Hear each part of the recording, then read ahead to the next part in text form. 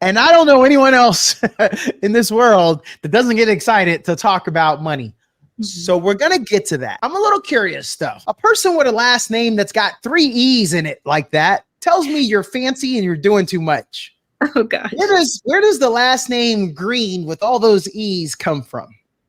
Well, from my dad. Is there anything better than a trip getting ready? Nope. For a long journey where our podcast released a new app and searching for a fade feeling, new fixation. Giving this a subscribe is the same sensation. Started with the day ones, they gave us room to support the season. Could have been anywhere in the world, but you're here for a reason. Notification bells, tag some friends, all to let you know. Check your Bluetooth, connect, talking with Donato. Welcome in, everyone. Episode 215, Dallas on the Green, with our guest, Carlynn Greene. Carlynn, how are you doing this evening? I'm doing great, and you? I'm doing good. Thanks for asking. I'm excited. I get to talk to someone, can talk to me about dollars. And I don't know anyone else in this world that doesn't get excited to talk about money. So we're going to get to that. I'm a little curious though. A person with a last name that's got 3 E's in it like that tells me you're fancy and you're doing too much. Oh gosh. Where does the last name Greene with all those E's come from? Well, from my dad's side of the family, and probably has to do with, slavery and all that, inheriting that name. So Yeah, well, you don't see it every day. Not with that extra E at the end. yeah, it's a bit different. Yeah. And then, I mean, listeners, you guys have already seen the title, so I got to get her. Carlynn with 2 N's. That's not that common of a name either, because I'm sure you get a lot of Carolyn, Caroline. What? I know we butcher it, but is there a story about the first name?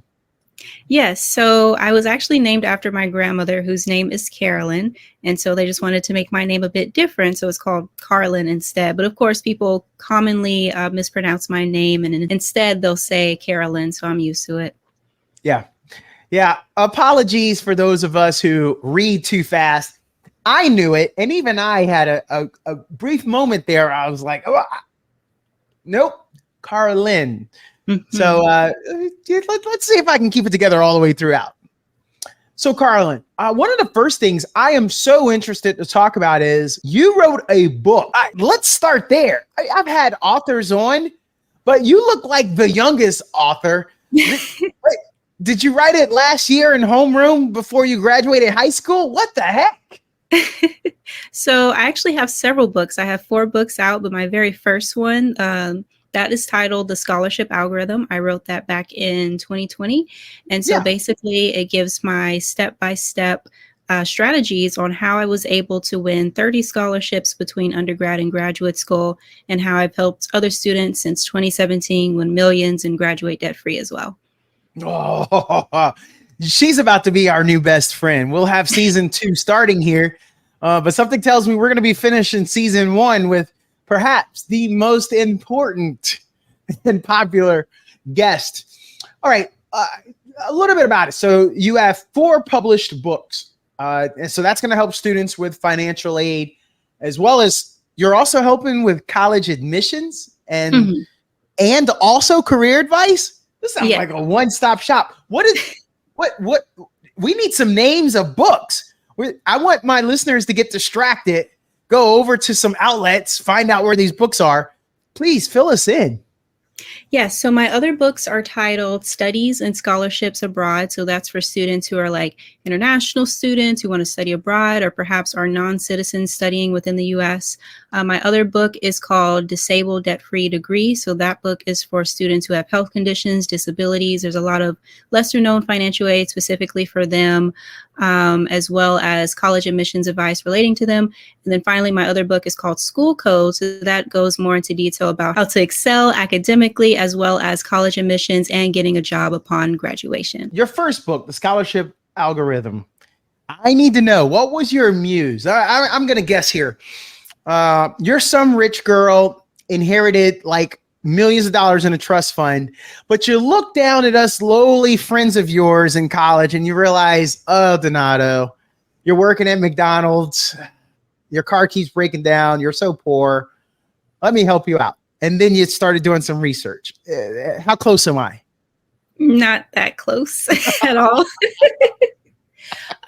So basically what inspired me to start this whole all the content that I do in my overall business with helping students win scholarships and other forms of financial aid was because of my experience with winning a lot myself. So I started out applying back in high school, and I even won like 10 plus scholarships my junior and senior year of college. So it's never too late to still apply.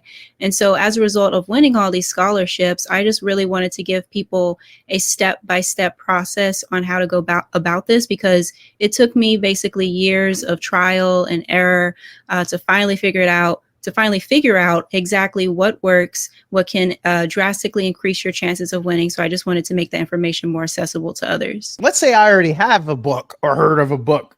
What makes yours different? There's various other scholarship books out there that you can find on Amazon, but for the most part, those are like scholarship databases of where they just list a whole bunch of scholarships that you can apply for. However, there are already free search engines online for finding scholarships, and my top 3 that I recommend using are Going Merry, scholarships.com, as well as bold.org. So it doesn't necessarily make sense to buy a book that just lists out scholarships, but it's more important, I would argue, to consider a book that talks about the strategies to win. It's kind of like the quote, give a man a fish, you feed him for a day, but if you teach a man to fish, you feed him for a lifetime. So my goal with this is to teach people how to win. And the cool thing about learning my strategies is that not only can it help with scholarships, but other types of competitive applications, whether that's college admissions, if you're trying to get grants for like a nonprofit or business, internship applications, and so forth. So it's helped me in so many different ways. That's good to know. You sound pretty flexible. I may read it and not comprehend a lot there. I may need some individualized attention. Do you help with that? Yes. So I have various personalized services. So I do one-on-one calls, whether that's like for 15 minutes, 30 minutes. I even edit essays, review applications. And also there's interview coaching, because some scholarships have an interview phase. So we do like a mock interview to give you an idea of what questions would be asked. And then I'll give feedback on how to better construct or better convey your message within that interview. I know a lot of people. I've done some, I've worked for a few Fortune 500 companies and done some hiring and firing, and the hiring, that part. Some people don't do a good job of interviewing. Yes. So I'm pretty sure 2024, us coming out of COVID, you have adapted to giving it online, but are there in-person opportunities? Because I've been in those rooms and I see some people have little quirks, a tapping of the foot or running their fingers across the table or twitching. And some of those tells you can only pick up in person. Are you open to that? So are you asking, are my services also in person? Yeah. So for the most part, no, but I do speaking engagements. So sometimes certain organizations will hire me to speak at their events, like conferences, or even schools will hire me to speak to their students. So that's what I do in terms of in-person engagements. Oh, great. When's the best time to apply for scholarships? Yes, so it basically depends, but I would say that with this upcoming fall semester, that's when a lot of those bigger scholarships have deadlines, like the full rides, the ones that give out $10,000 or more. But even during the summer right now, it's a great time to apply for scholarships, because a lot of times people are too preoccupied with summer break and they're not really worried about academics and all that. And so in turn, it could be somewhat less competitive. But of course, there's scholarships due throughout the year, so you should always be applying. I've done some recruiting for some universities. And one of the things I found out, a lot of parents don't know a lot of things. A lot of these kids sometimes are the first time family members to go to college. Mm-hmm. And so the parents, they want to set their kids up. They want to give them good advice, but they don't know what they don't know. What's a common mistake sometimes those families make? Yes, so I would say a common mistake that people make when it comes to applying for scholarships is not taking the chance to at least negotiate for a scholarship that they might be 80 to 90% eligible for. So for instance, about 3 of the scholarships that I won, I was only 80 to 90% eligible. And so there was like one aspect that made me ineligible. And so because of that, I would reach out to the scholarship committee and say, hey, I'm so close to being fully eligible. Can I still apply? And they ended up letting me. And as an example of this, one of them was a $10,000 scholarship that I got for graduate school. And initially the application said for undergrad students, but I was in grad school and I ended up getting it. So you said that there's items where you weren't eligible. You got 30 scholarship offers. If you had to go back, is there anything that you would have done different? Heck, you might have been able definitely. to get 40 or 50.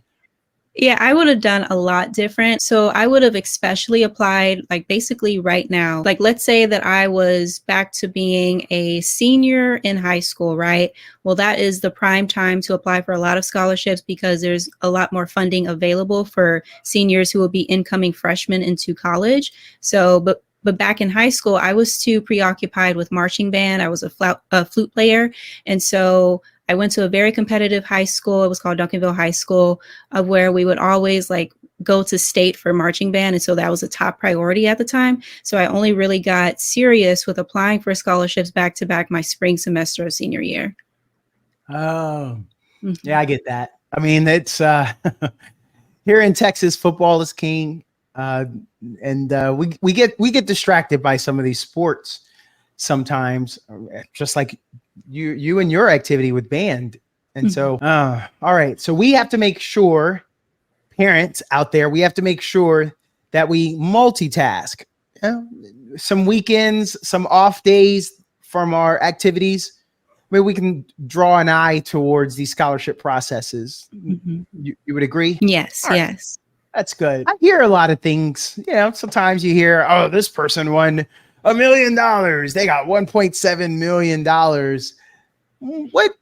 What are your thoughts on that? I feel like that sounds too good to be true.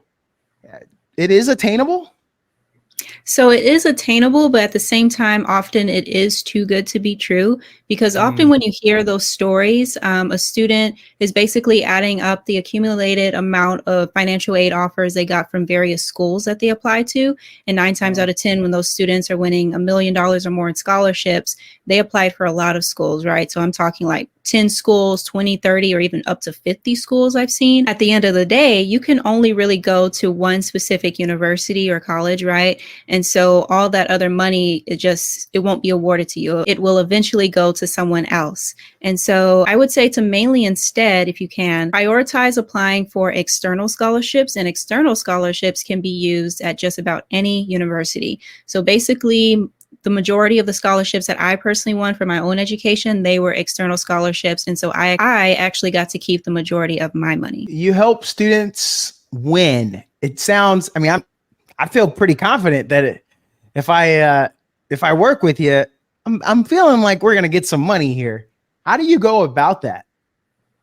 Yes, so there's a lot that goes into winning scholarships. So for one, you want to be strategic in terms of the types that you apply for. So there's different tiers when it comes to scholarships, right? There's ones that are nationally competitive, those that are at the state level, those that are specific to a certain school, as well as ones that are specific to a certain city or county. So basically, the more closer it is to you and your hometown, if you will, the more likely you are to win. So like the local scholarships. And another key aspect of winning scholarships is your scholarship essay, because a lot of students, they have great stats, right? They might be valedictorian, 4.0 GPA, perfect test scores and all that, but that doesn't always guarantee that you're going to win a lot of scholarship money. For instance, I had a student, he was the valedictorian of his high school based out here in Texas, and you would think that if you're first in your class, you automatically get a full ride scholarship, but that was not the case. And so later on, his sophomore year of college, he came across my work and bought my book, The Scholarship Algorithm, and eventually he was able to win $103,000 in scholarships that basically covered all the rest of his college, as well as going into graduate school as well. Oh, those are the success stories that we love to hear about. That's great. So I talked to some of the parents earlier, break that other wall and talk with them again. They're looking at this now. They're listening now, and they're saying, okay, but again, I didn't go to college. I don't really understand all this. What would you say to those parents that are watching this, that it seems like, man, I just thought the goal was just to get my kid to graduate high school and be eligible for college. Now, this whole money thing sounds like a headache. Yeah, so oftentimes at high schools, there are resources available that your child can use. Like, for instance, at my old high school, we had what was called a Go Center. So they would help with college applications, filling out the FAFSA form, and even scholarships as well. So if your student's high school has something like that, I definitely recommend to use it. And of course, there's always learning from my content. There's plenty of online blog posts that talk in detail about how to win scholarships, how to go about the applications, and so forth. So there's plenty of resources out there. It's just a matter of being consistent in terms of researching these opportunities and, of course, applying to as many as possible. And to give you guys a bit of context in terms of how many I applied to. So I won 30 scholarships, but I applied for a little over 100 scholarships. So my win rate was like 30%, right? And so you have to be consistent. You have to be used to rejection. And when you are rejected, try to seek constructive criticism as to why you were rejected, so you know what to do later on down the line to improve your application for another scholarship. Yeah, sometimes we don't do that. We get rebuffed, we hang our heads, and we just walk away. Doomed to repeat ourselves again if you don't search for the constructive criticism. Don't have the thin skin. Don't burn that bridge. Oh, you guys didn't want me? Well, you guys, I never liked you guys anyway. You weren't my number one option. You mentioned a lot of different things there. You mentioned international students. You mentioned disabled. Sounds like you can work with any type of student. I didn't have the best grades coming out of high school. I still went to college. I graduated college. But do you think that you could help someone like me? Yes. So matter of fact, I did have, as of last year, I had a student who her GPA had fell to below a 1.0.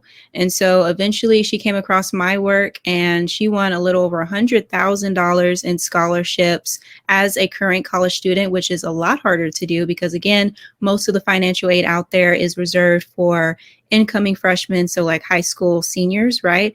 And also in terms of GPA, there are various scholarships out there that do not require a GPA to begin with. So for instance, on the platform bold.org, a lot of their scholarships don't really require a GPA, and all the scholarships that I give out don't require that as well. Yeah, those are scholarships for me. And like, if you want to know about my extracurriculars, I'm the king of it. I was in church. I was teaching kung fu classes. I played some sports. I was a good, well-rounded person. I want the well-rounded scholarships, not just academics. So thanks for showing that you got a little range there. Let's keep it coming. You were telling me about different people here and there. I'd love to hear about some more testimonials. How about this? We got an HBCU here in my town in Austin, Texas, called Houston Tillotson. You got any stories about students going to HBCUs? Oh, yes, plenty. So, for instance, I just had a student graduate and she wants to eventually pursue law school. She graduated from Howard University, one of the HBCUs. And so she ended up winning. So she ended up winning. Actually, I want you to guess, how many scholarships did she win? Going into Howard from high school. Yes.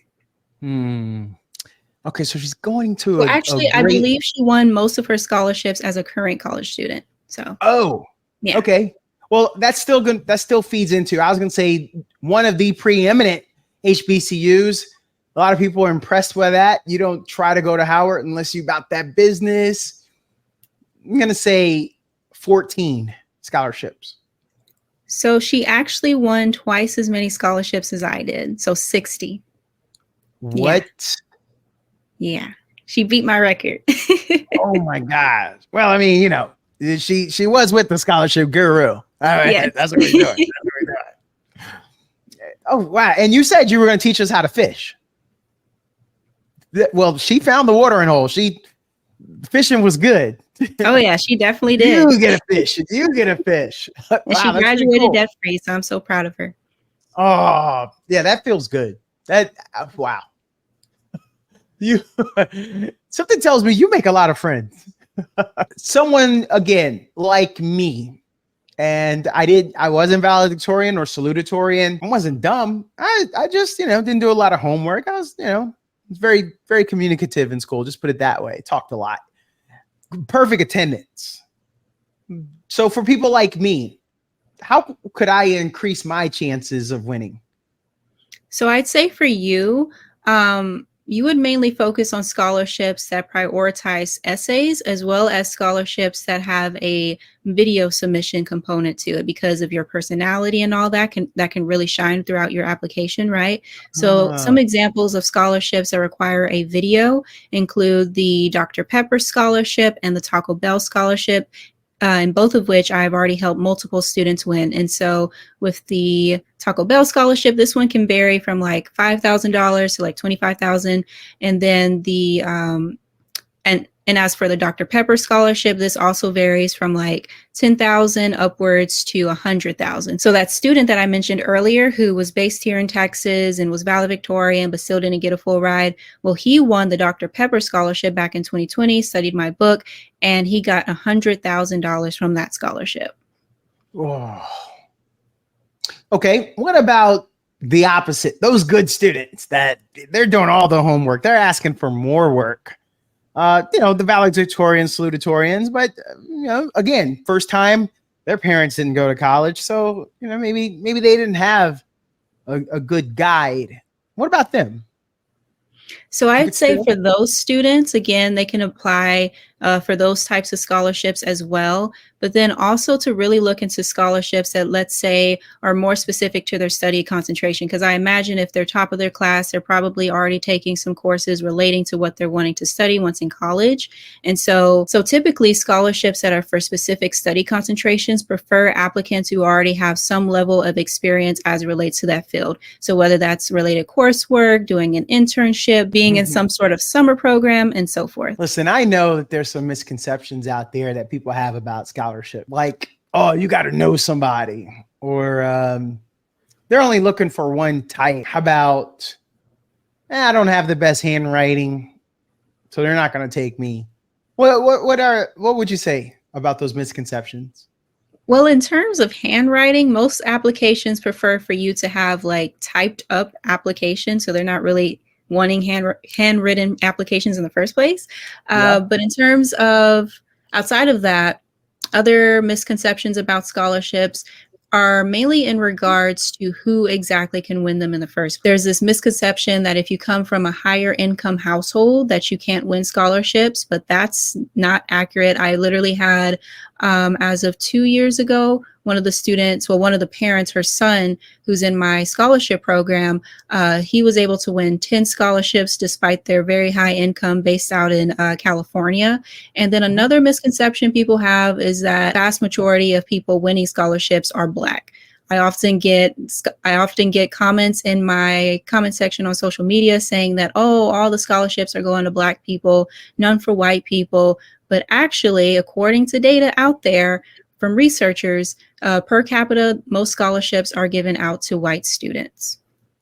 Yeah. The people who are saying that have never gone to college and have never gone to financial aid themselves. Because if you look and stand in that line, you're going to look. I went to a predominantly white institution, and I had a scholarship, but I still had to go to financial aid for different meetings in the pool. I had athletic scholarship. And I'm here to tell you, everybody in that line did not look like me. And I know that there were the people that had other scholarships that they won, but trolls will always be out there. Mm-hmm. I'm glad they don't stop you from doing what you're trying to do, Carlynn. This is so awesome. I'm pretty excited about this. You're doing this. You're not out there trying to be the world's greatest arm wrestler, I don't think. But this is what you chose for your business. What are you hoping to achieve by having this scholarship business?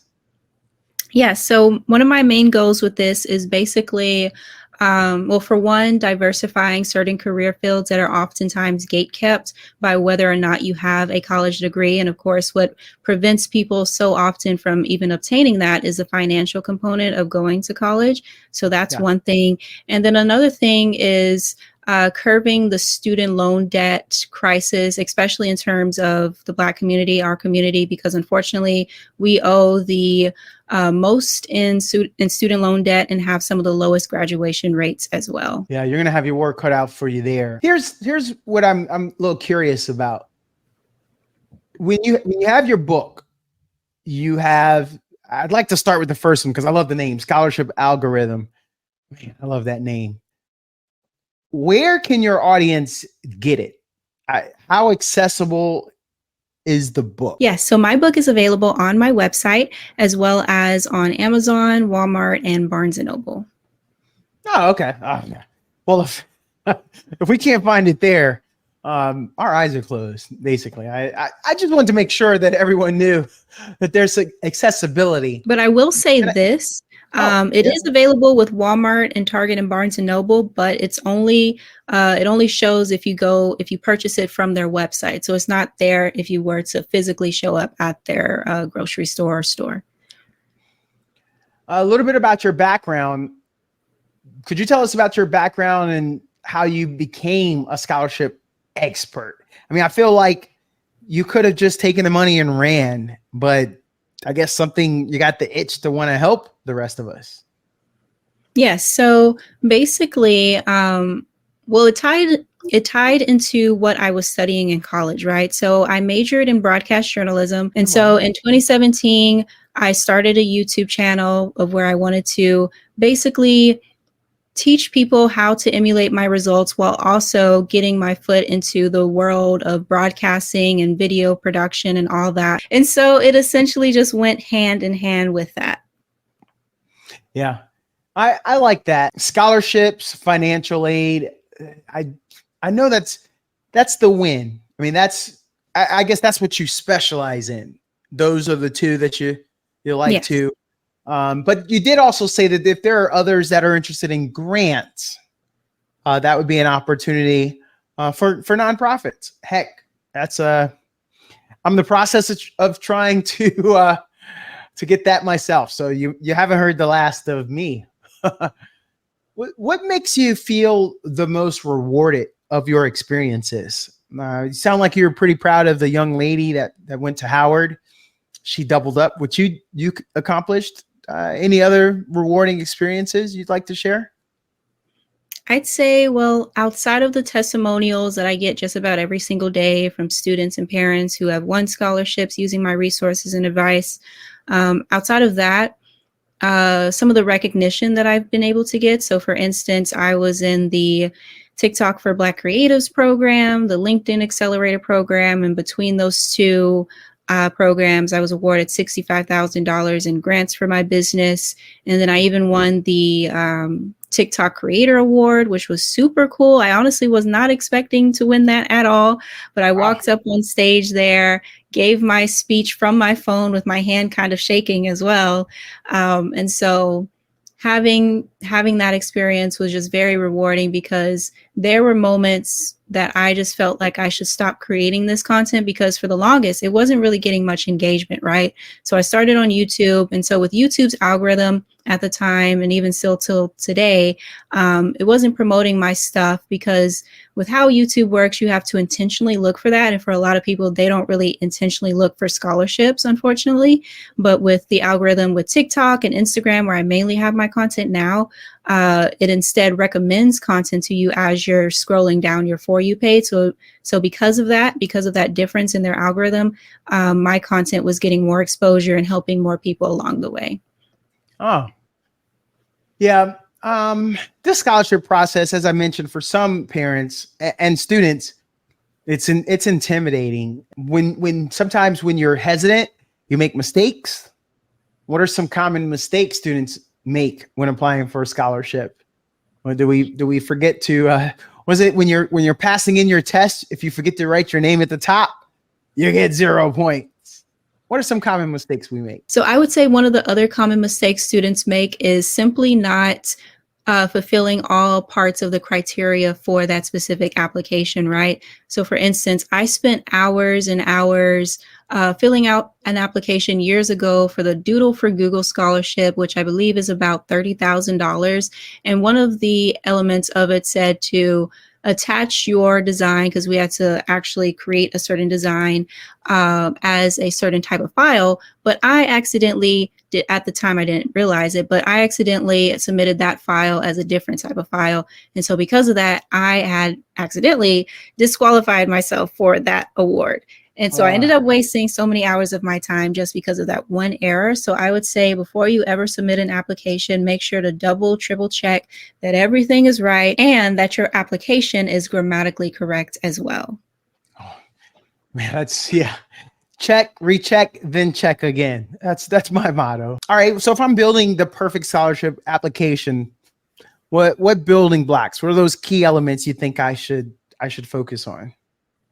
So I would say to first get really organized with all the common application materials for a scholarship and to have that centralized within a Google folder, right? So you could have your letters of recommendation, resume, work portfolio, and a document that has your commonly used scholarship essay all organized in one centralized document, and even having subheaders to organize them by word count limits, because often with scholarship applications,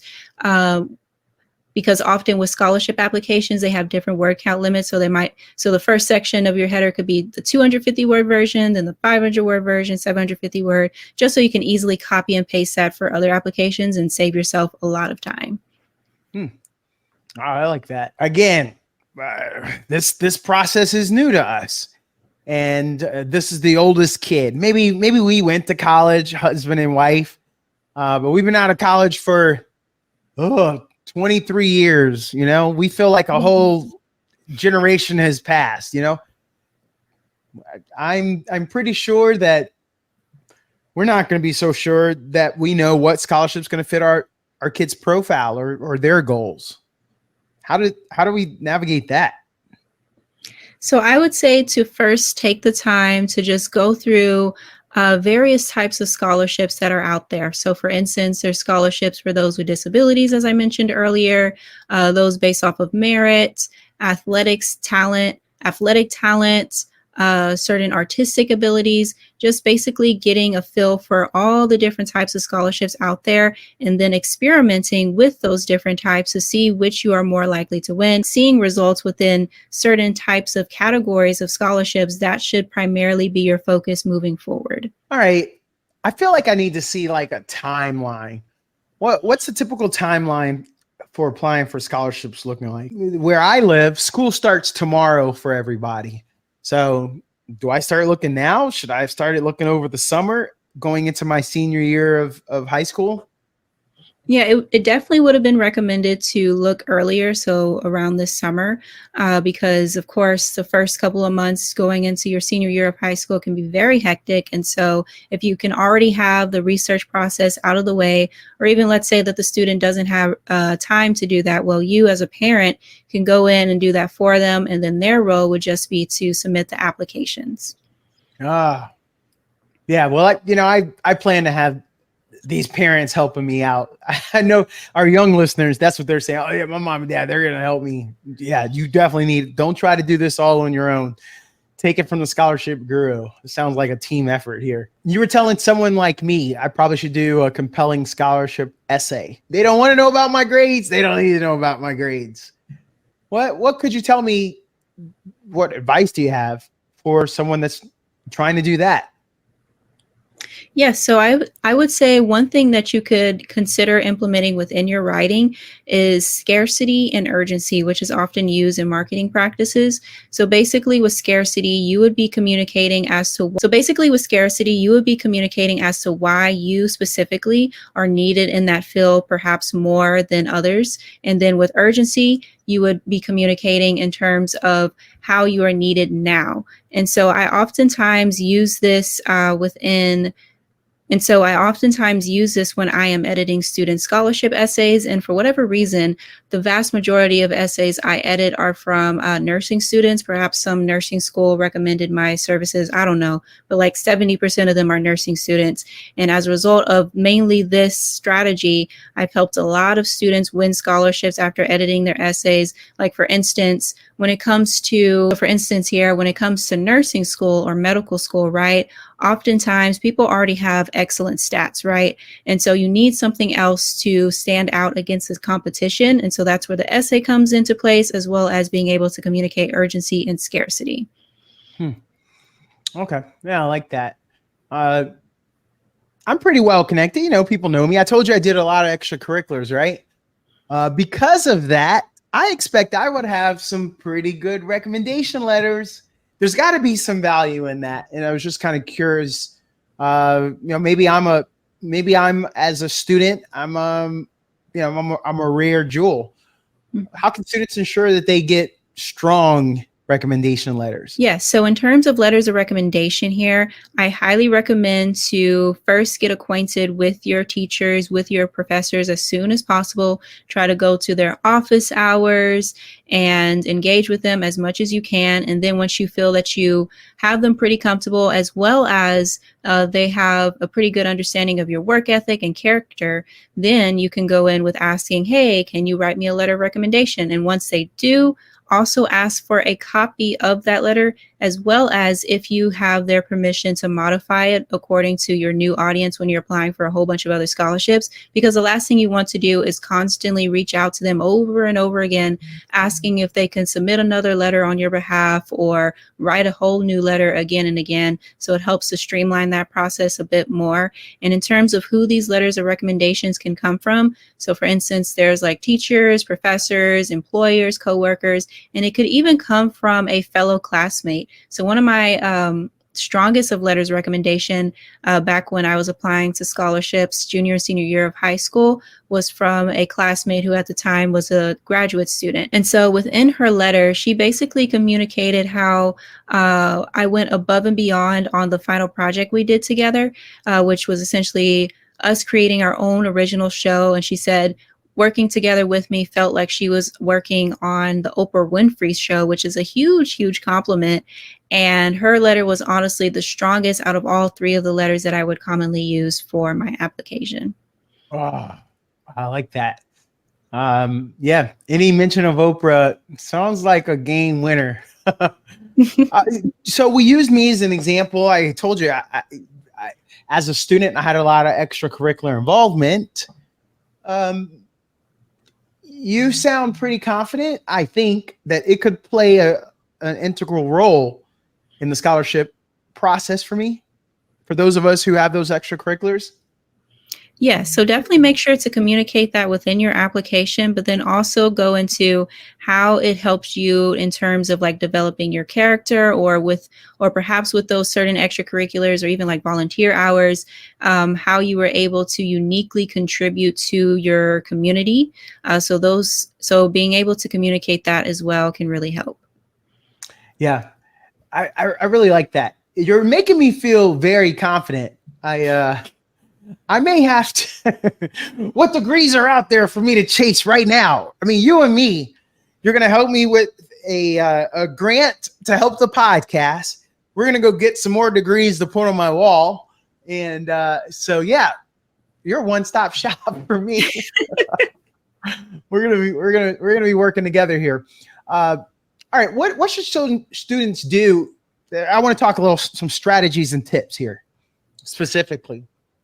What should a student do if they are struggling to find scholarships that match their qualifications? I know I gave mine. Let's just say I didn't really do much when I was in school. I didn't have all the extracurriculars as Donato, and I'm not salutatorian, valedictorian. Mm-hmm. I'm middle of the road in everything. Nobody's gonna touch me, right? Yeah. So if that is the case, part of that would tie back into the tip that I mentioned earlier about trying to negotiate to be eligible for scholarships, because if you're not coming across enough scholarships that you're fully eligible for, at least you can at least. And so the other thing is, let's say that scholarships just doesn't end up working out for you, right? Because unfortunately, not every single student is going to win. That's just how the statistics of this all works. So there's other ways to go about seeking help in terms of funding your education. So for instance, my junior and senior year of college, I was an RA, a resident assistant at my university. And at my school, that fully paid for my housing, my meal plan. It gave a monthly stipend and all these other benefits. And I was honestly only working like 15% of the time. And that allowed me a lot of time to also work on the job. And so that's an excellent outlet if, like, let's say your tuition is already fully covered, you have a full tuition, because let's say you already have a full tuition scholarship, right? But you only need your housing and meals to be covered, then that job can be very helpful. What are some scholarships that students often overlook? Often overlooked. Let me think here. I think there's some hidden gems out there, some little diamonds in the rough, if you will. And because I feel pretty confident that there's the big ones, you know, like the Ford Motor Company or the Dodge, you know, the big companies. But there's got to be a few that people overlook. I would say some that people overlook would be from Greek life organizations. Many people don't realize this, but there are various Greek life organizations that not only give out scholarships, but you can apply to them even if you are not a member of them. So for instance, my senior year of high school, I won a scholarship from a local fraternity out here in Dallas. And then my senior year of college, I won at the national level a scholarship from the AKA sorority. And I'm not a member of either one of those Greek life organizations and was still able to win. So I definitely recommend to look into those areas as well. Let me see. Where is it? Did the organization that gave you a scholarship start with a K? Yeah, the Kappas. Yeah, check that out. Oh. All right. That's what we do. Yes, I am. And, gosh. Yeah, I got my cane back there.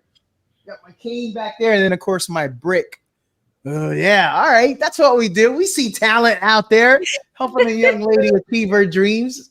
So proud of my brothers out there. Kappa Alpha Psi Fraternity Incorporated. Yo. So how can students effectively manage their time when applying for multiple scholarships? Like we were talking earlier about multitasking, you know, doing a bunch of things at once.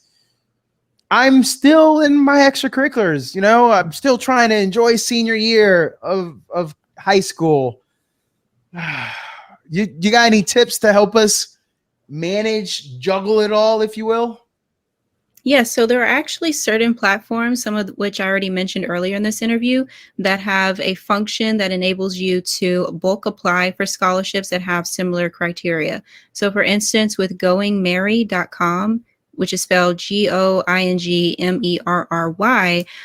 when you download their app, there's also an ability to bulk apply for a lot of scholarships. And then outside of that, let's see. And then outside of that, again, it just ties into having other people helping you with this process. So like your parents or even your siblings, if they're willing to help, if you have siblings, that is, basically try to approach this process as a community effort, and then it will make it a lot more feasible in the end. I like that. Any specific strategies that you got for winning scholarships, if depending on a particular field of study that you want, or demographics, anything there? Yes. So from like professional organizations, a lot of the scholarships that I got my junior, senior year and going into graduate school were from professional organizations relating to what I was studying, which was broadcast journalism, media arts, and all that. And so this is an excellent way to find these scholarships. And not only should you be applying for them at the national level, but more importantly, you're more likely to win those same types of scholarships that are at the state and city level. Yeah. Have you noticed any recent trends or changes in the scholarship landscape? I would say the use of AI. Yes. So a lot of students are now using like AI to write their essays for scholarships, or I mean, AI has always been a part of the scholarship process. Like even with these search engines to help you with finding scholarships, they use AI technology to better match you based off of your background. And Yeah. even with the software I mentioned earlier, well, did I mention this earlier? But basically, this software that I personally used back when I was applying for scholarships is called Grammarly, and so with that software, it edits a lot of your grammatical mistakes within your writing, and that uses AI technology. So but students are using AI to just basically write word for word their essays now. Yeah. And so as a result, you might be seeing a lot more scholarships instead requiring, or on top of an essay, they'll require a video submission as well. Personal insights from you. Like what's the most important piece of advice that you, scholarship guru, would give to a student starting their scholarship search? I would say to try and emulate exactly what those students who won millions and millions of dollars in scholarships did. So applying for a lot of schools, right? And then you would likely increase your chances by a lot of being offered at least one or several full ride scholarships. And then like, let's say that your top choice school only offers so let's say that your top, oh my gosh. So let's say that your top, oh my gosh, I can't talk. I'm so sorry. So let's say that your top choice school offers to cover 50% of your overall cost of attendance, right? But school B instead offers to fully cover everything. So in that case, you could potentially negotiate for school A or school B, the school that was your top choice, to potentially match their offer, and thus both would be a full ride scholarship offer. Yeah, I like that. Can you remember anyone that had some significant obstacles that they had to overcome in winning scholarships, and then they did? I would say mainly the main obstacle people have when it comes to winning scholarships is being able to properly communicate their message within their essay. Because oftentimes there's this misconception, even with college admission essays, that in order to win, in order to get into your dream school, that you have to trauma dump. And I will say that with the very first scholarship I won, I did trauma dump. But then I was not comfortable sharing that part of my background, my story over and over again. So I had to drastically change my writing, right? And even by doing so, I was still able to win 29 other scholarships. So definitely do not feel as if that's the only way. And of course, if you need help with constructing your scholarship essay, I have various videos on my YouTube channel where I even like read word for word my winning essays that got me scholarships. Like for instance, I got a scholarship from Floyd Mayweather. He has a foundation and they were giving out a scholarship for women in media. And I also got a scholarship from Future, the famous rapper, because he was giving out a scholarship for students in Austin at his concert. Wow. What do you think the future holds for scholarships and financial aid? I would hope for there to be more scholarships out there, especially with the cost of attendance to attend college increasing every single year. It's absolutely insane. So I hope that more insanely rich people create scholarships and for various types of students so that we could potentially curb the existing student loan debt crisis. Are there any other items that you think that you would like our listeners to know? Of course, they're going to follow up with you. We're gonna get your social media so that we can pass that along here. And then I'll also, don't worry everyone, I'll have it in the description below if you don't catch it when she says it. Any last minute tidbits before we wrap it up?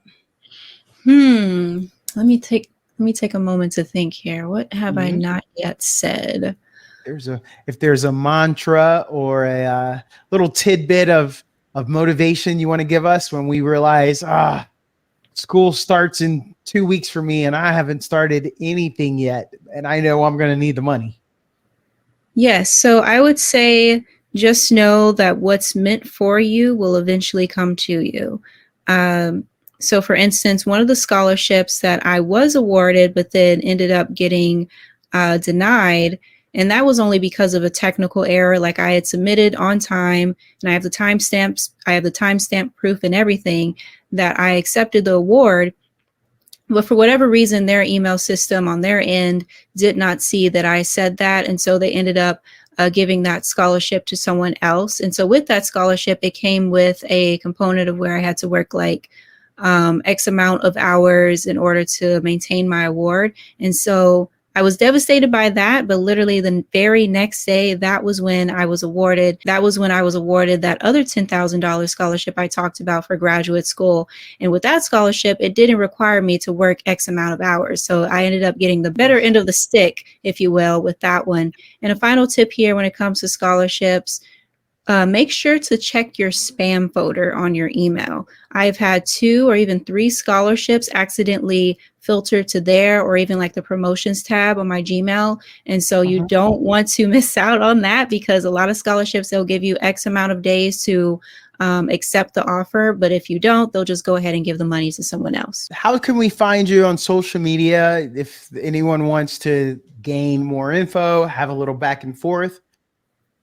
Yes, so I am on various platforms. I'm on YouTube, TikTok, but primarily now, because their algorithm is treating me better, I'm mostly on Instagram. And so my username for Instagram is Carly100, CARLE 100.